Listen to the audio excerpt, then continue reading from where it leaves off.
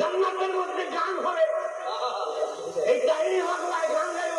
তাহিরি সাহেবের মা পীরের এমন ভক্ত, মাজারের পীরের ভক্ত, যে স্বামী ছাড়তে পারবে, সন্তান ছাড়তে পারবে, ঘর বাড়ি ছাড়তে পারবে, কিন্তু পীর ছাড়তে পারবে না, মাজার ছাড়তে পারবে। ওই আহমদুল্লাহ আমি করছি, তাহিরিকে করছি যে তোর বক্তৃতা, তোর জেকেট দিয়ে বাংলাদেশে ইসলামের কোনো উপকার নাই।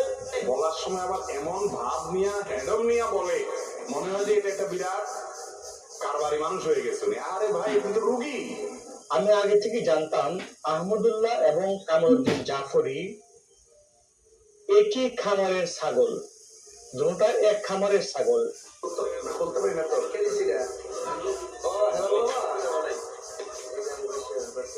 ও জাফর ভাই না, শামসুল হুদা রিপন ভাই, কালামার কাবাইস চ্যানেল পদপ্রার্থী না? আসসালামু আলাইকুম। আমি আপনাদের কাছে দেখাবো শাহ আহমদুল্লাহ হুজুর ও তাহির হুজুরের শেষ পরিণতি। যা আপনারা জানলে আপনাদের চোখ কপালে ঢুকাবে। আজকের ভিডিওগুলো অত্যন্ত গুরুত্বপূর্ণ। আমি আশা করবো যে আপনারা এই সকল ভিডিও দেখবেন, আর এই সকল ভিডিও দেখলেই বিস্তারিত জানতে পারবেন। আর এই ভিডিওগুলো দেখানোর আগে আপনাদের কাছে ছোট্ট একটি রিকোয়েস্ট, আপনারা যখন চ্যানেলে নতুন হয়ে থাকেন তাহলে আপনি উৎসাহ আগে পেতে আমার এই চ্যানেলটি সাবস্ক্রাইব করে আমার সাথেই থাকুন। আর এখন চলুন কথা না বাড়িয়ে আমরা এক এক করে ভিডিওগুলো দেখে আসি। ডিজে ডিজে জান্নাতের মধ্যে গান হবে, এই তাহিরি বাংলায় গান গাইব। তাহিরি সাহেবকে পাশে বসিয়ে ডিজে ডিজে জান্নাতে ডিজে গান হবে, এরকম বলছিলেন আশিকি হুজুর নামে একজন হুজুর।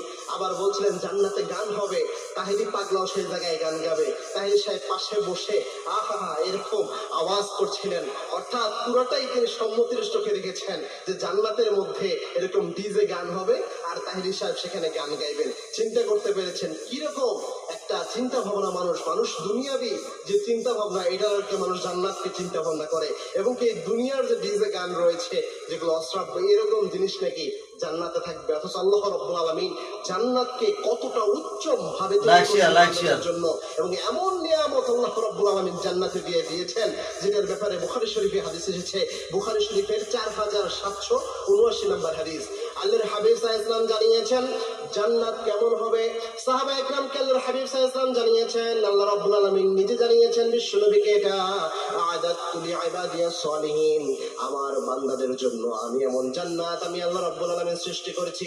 মা লা আইনুন রাআত, এবং জান্নাত আমি আল্লাহ রাব্বুল আলামিন সৃষ্টি করেছি যে জান্নাত কোন চোখ দেখে নাই, ওয়ালা উযরুন সামিআত, যে জান্নাতের বর্ণনা কোন কান শুনে নাই, ওয়ালা খাতারা আলা কলবি বাশার, কোন মানুষের কল্পনাও আসে নাই। এত সুন্দর নিয়ামত আমি আল্লাহ জান্নাতে রেখে দিয়েছি।